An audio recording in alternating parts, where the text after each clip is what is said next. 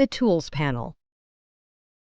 On the right-hand side, we have what I call the Tools panel. This is where After Effects displays all the other panels as a list that you can interact with and unfold or collapse them for easier access.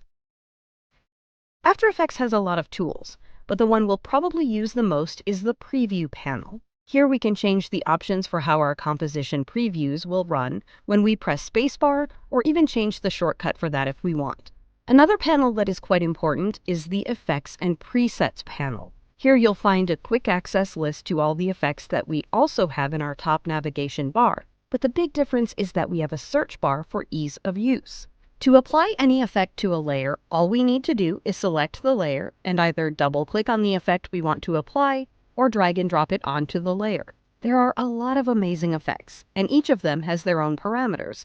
I would suggest if you're interested in learning more about them, do a quick search on YouTube, as it would be impossible to cover them all in this course. Some other panels we'll probably use a lot and are quite similar to the ones in Illustrator are Align, Character, and Paragraph panels. There are a lot of other panels, but none of them will be useful for this course, and some of them are used for compositing and VFX and not for motion design.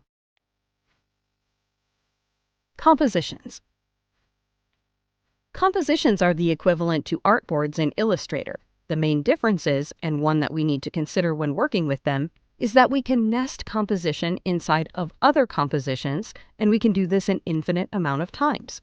This would be like having a file inside a file inside a file, and all of them being editable throughout the process. Inside each composition, we can create an infinite amount of layers, or at least as many as our computers can handle. This might sound confusing at first, and if we're not careful and don't understand how they work, we can find ourselves running into problems, especially when working with nested comps, but we'll touch on this more in a later lesson. Before we jump into working with comps, we should first have a look at the interface. This is the panel where we'll see our composition and a preview of our work, as you might already know. But let's talk about the options we have on this panel. We'll start by looking at the top of where we have a square that represents the default color assigned to our composition. You can change this color by selecting the label group icon on the project panel. As you can see, this color has now been updated in the main panel. Next to it, we have a lock. In After Effects, there are only two panels that have this option, namely the Composition and the Effects Control panel. If we lock this panel and then change from one comp to another, you'll notice that we keep seeing the same original comp in the main preview panel, and it doesn't change to the selected one as usual. This is really helpful when working with nested comps, when we need to animate two different timelines at the same time, and we need to have two or more compositions on display at the same time. The next menu is a quick access menu to manage and jump between our comps. And finally, we have the hamburger menu. This has a few other options that we won't go through as they will not be needed. Just a quick tip. If you ever close your composition panel by pressing the close shortcut, Command, Control, and W, don't panic. You can get your panel back by going into Window, Composition.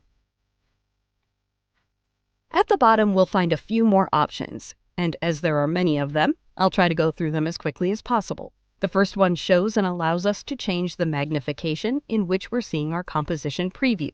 The second one is to change the resolution of the composition we're working on. This is independent from our preview resolution. That one needs to be changed in the preview panel. The third button is to change the fast preview options. This is something we won't use right now. The next one is the toggle transparency button. When we create a new comp and we select the background color on the panel, the color works as a visual reference, but it's really considered as being transparent. That's why if we place a comp inside another one, the backgrounds don't overlap. If we click on this button, we can toggle between the color or transparency view. Next, we have the Toggle Mask and Shape Visibility tool. And as its name suggests, we can toggle the visibility of the contour of masks and shapes that we select. The Region of Interest button allows us to draw a mask that will only show and preview what's inside the area.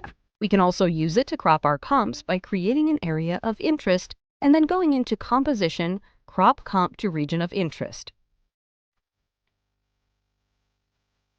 The Choose Grid and Guide option is a drop-down menu that gives us access to visual grids and guides in our composition. One of the most used grid is the title and action safe area. This guide was predominantly used when working on TV or broadcasts to show which regions of the video might get cut off depending on the display, and therefore allows us to see what area to avoid when placing assets, text, and information. Nowadays, this doesn't necessarily apply to digital content, but it is still best practice to avoid these safe areas, as subtitles and video player interfaces might cover information in your video. You can also show or hide the rulers for the composition in this menu, but it is easier to access them by using the shortcut Command-Control and R. The next button is for working in different color channels. Again, this is something we won't use in this course. The Adjust Exposure setting allows us to increase or decrease the screen exposure without affecting the real project, and can be helpful in some instances, but this won't be used for our animation projects. The Snapshot and Show Snapshot are some really helpful tools, as they allow us to take a snapshot of our composition at the time we select by moving our timeline indicator. We can then use it as a comparison inside other compositions or at different times in our timeline. Finally, we have the Go to Time menu that allows us to place an exact time code to jump to in our composition.